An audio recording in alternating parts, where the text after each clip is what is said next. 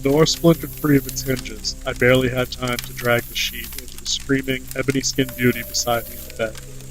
The heavy boots of the marshal and his men had pounded the shanty's wooden floor, rattling the lone oil lamp's amber glow. I sat up slowly, not wanting to test the metal of the nervous scatterguns pointed my way. I didn't struggle when their cuffs bit into my wrists. It wasn't my first rodeo. I had signed on the dotted line when I took the job and knew this line of work had its risks. Major risks. Hopefully my luck holds out again. I'm no stranger to waking up to the stench of burnt coffee and surrounded by iron bars.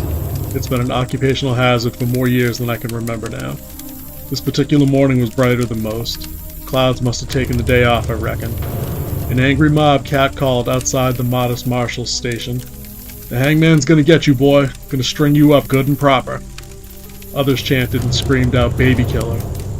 A few stones plinked against the stout bars on my narrow window.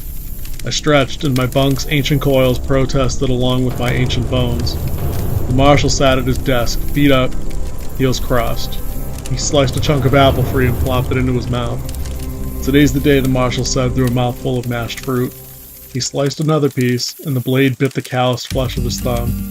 He winced, sucked the wound for a moment, and finished the bloodied morsel. "You nervous, boy? You sure about this?" The shadow of the hangman's noose dangling from the gallows outside painted the dusty floor in front of my cell. I grabbed a fistful of bar and pressed my face between the sun-baked iron. Wouldn't you be? I keep on figuring one of these days it'll all catch up to me. $100 don't seem like enough to risk it if you ask me, the marshal replied. I've already sent a wire up to Dayberry's marshal with your fee. They got a similar problem for you. 15 minutes later, I was freshly shaved and wearing a collar of coarse rope. The gathered town's angry glare burned the platform. More than a few good folk tossed hunks of rotten meat to encourage the vultures someone had told me a long time ago. Maybe it was my third outing. Maybe the fourth. I closed my eyes and relaxed like I always did, letting it all drift away with the preacher's words. God almighty, I hope my luck holds. I heard the hangman's lever creak. When the world rematerialized, I was in the back of a battered stagecoach. I bolted upright, a reflex I could never seem to avoid when coming back. The marshal smiled from the opposite bench. He tossed me a bag. It jingled as I tested the weight. They buy it, I asked. Hook, line, and sinker, boy, the marshal replied.